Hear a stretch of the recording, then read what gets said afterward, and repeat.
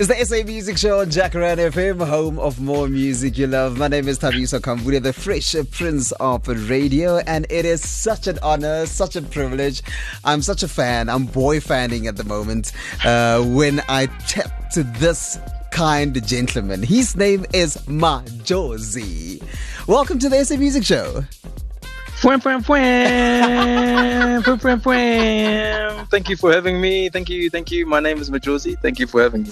I love it. All the way from Durban, of course. But you're based in Cape Town at the moment, right?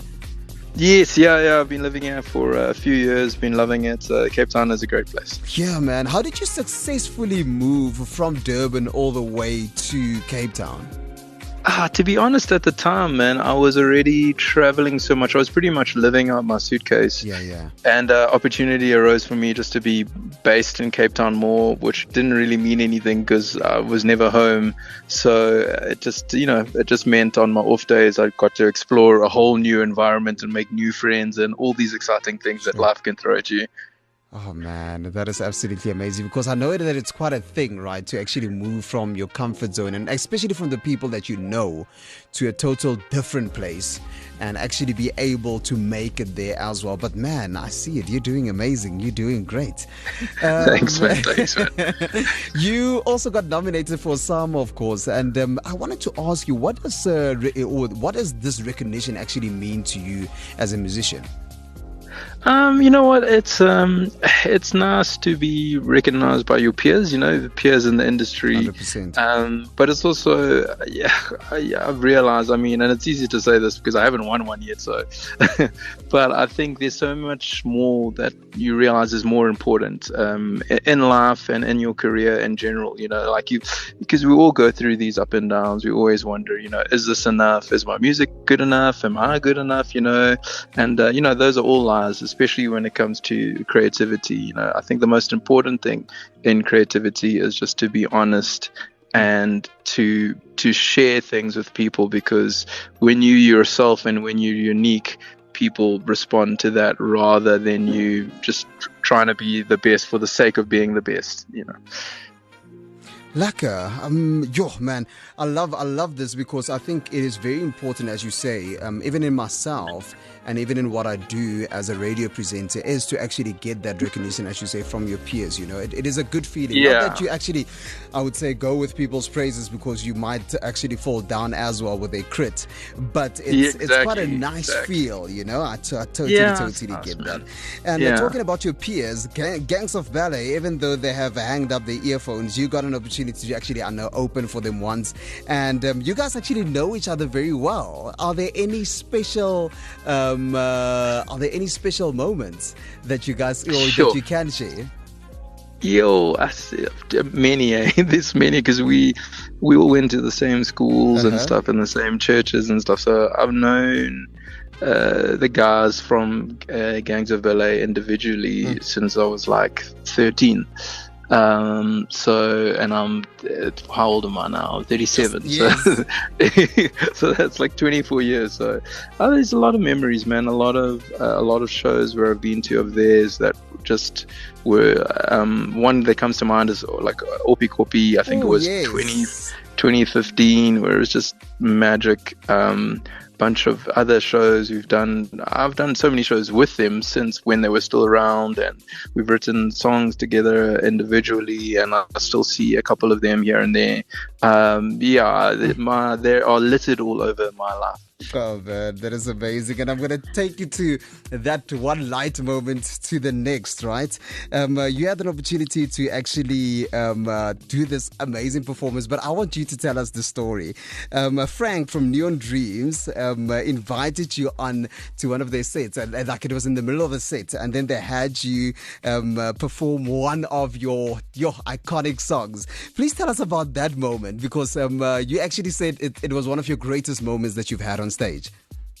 Sure, yeah, man. I think you might. We've done it a few times, but I think it must have been the time at Splashy Fen where It was such a just a rad time. I think it was one of the first big events after COVID and all those type of things, where things are opening up again. And I don't know. Ever since they've been to South Africa, we've been really good friends. I mean, Frank and Adrian from Neon Dreams, they're like my brothers. And it gave me this opportunity, and the crowd just responded overwhelmingly, amazingly to me singing one of my songs. I think it was Darling. Yes, yes. And but I mean, they didn't have to do that. That's the nice thing about them. They always want to give back, to artists, to the fans. It's not so much about taking from people for them. It's all about giving back, giving them beautiful music, giving them a beautiful message, and letting people know that they're valued and that they're loved. They're just amazing guys. How does that translate in Mazoji's life? Because I've recently read this book, The Go-Giver, and it's such a beautiful book, and you just mentioned something amazing there about giving. How does that translate in your life? Oh man, I think it's. I think often in life we get taught to. Society tells us to keep stuff, keep saving so you can buy this and this for yourself, and it's quite like a selfish existence where, God and other people teach you how to give, and you will receive in return. Not always in money, but it's always something that can be more valuable than that, and that's a thing. But it's hard, it's really hard. Life can get hard sometimes, We've all been in times where it hasn't been great, where we suffered and things, and sometimes that fear of suffering again keeps us from wanting to give and wanting to just be kind. Sometimes it's about just being kind to people with words, giving kind words, that stuff can be scary sometimes, but once you make it a habit and realize that it's not just about you, it's about all of us, I think it's just better for humankind if we just care about each other more. 100%, Mazoji. Can we chat about your track, A Time Traveler? Tell us a little bit more about the track, and of course, what inspired you to create this track? Yeah, well, it was my first track I wrote with a wonderful artist by the name of Amy Lilly. She was in the country because she lives in London now, and she was around for December holidays, I think it was. And I'd actually heard her own EP that she released a few years before, and I always thought it was such a phenomenal EP, so I always wanted to work with her. And she came in the morning with an idea of time traveling, and I love time travel. I love time travel movies like Hot Tub Time Machine, Interstellar, Back to the Future, you name it. I love time travel movies. So I just latched on to that idea, and we just kept on writing, and what came out was just a beautiful song. Indeed, and I cannot wait to play it. So we're going to play it as one of our breakaway tracks here on the SA Music Show on Jacaranda FM. And also talking about EPs, man, you're celebrating basically 10 years since your first EP. How does that feel? It feels good, man. It also feels weird, to be honest. It's like, yes, I've been doing this for so long, I'm so old now. You know what I mean? I just feel like I'm a veteran now. You know what I mean? It's an interesting time, but it's just great.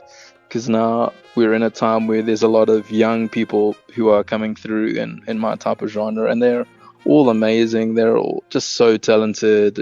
Guys like Will Lindley, there's Victoria, there's Mila Smith, there's Faker Streets. It's just a whole bunch of amazing up-and-coming new artists that are just inspire me again, and it makes it feel like I'm starting again, which is always exciting. Oh man, that is beautiful.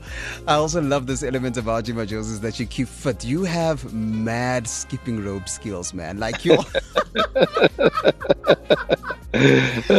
at this guy. Can you please not teach me that? But I want to know, in what you do, right, how important is like a clear sound mental health to you? Yeah, man, it's super important. I mean, especially in what we do in music in the industry. I mean, even for you, it can be difficult, because it's there's not kind of like A plus B equals C in this industry, and there's a lot of ups and downs. There's a lot of big shows with 10,000 people, and then there's smaller shows with no people, and then there's a song that everyone likes, and you release a song and no one likes it. There's a lot of ups and downs, and I think it's just about not attaching your value to what you do, but just attaching your value to who you are. Sure. Is really important, and being secure in yourself and realizing that if God takes all of this away, like, who are you? Ooh. You know what I mean? So I mean that counts for everybody, and no matter what you're doing, just find out who you are without your family, without your work, or just find out, like, when you're sitting by yourself, and there's no distractions, no people around you, who are you? And the quicker you find that out, and the more secure you are in yourself and your own skin, the more beautiful life can be. Mazoji, you have a beautiful relationship with God, and I can definitely hear it. And I love that, man. I want to know from you, basically, with this time and with your music as well, as one finds it that it's a very circular environment, if I can put it that way. Has it actually been something that is difficult for you to live out your faith? That's a good question. To be honest, no, not really. I learned early on that it was always better just to be truthful about who I was, because it is who I am, and if you're not having to pretend, then it just makes it easier. You just go from environment to environment, and people know who you are. There's no surprises. People can't say I'm different. I'm also the same on stage as I am off stage. Come on. That's just what I chose to do. From the beginning of my career, through a lot of advice and trying to figure it out and watching different people. But I just found being myself was just the easiest thing to do. There's a Dr. Seuss quote that says, Dr. Seuss quote that says, I'm going to get it wrong. Something like, no one is youer than you. That is true. Something, I can't remember exactly. I love it. I get the gist though, yes. You get it, yeah, because there's no one else who's like you, so why would you hide that from the world? Just be yourself, Love that. Well, Josie, before I let you go, where can we find you on social media? You can find me on all the platforms. It's at Mazoji Music, Instagram, Facebook, TikTok.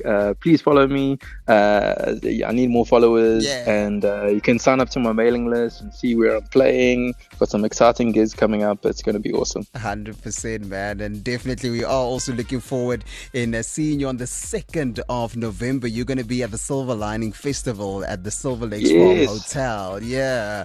And we also spoke a little bit about Will Lingley. He's also one of the people that are going to be on that stage.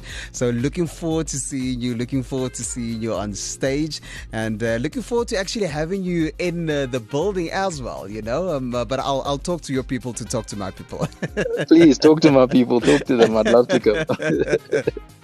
Thank you so much, Mazoji. Thank you so much for your time. Truly appreciate it. And all the best in this season, right? I know it gets a little bit more busy as it is towards the end of the year. All the best, and keep on doing what you're doing, man. We love you for the South African music that you make. Thank you so much, and I appreciate all your guys' support at Jacaranda. You guys have been so amazing to me from the beginning, and I really, really appreciate it. Thank you.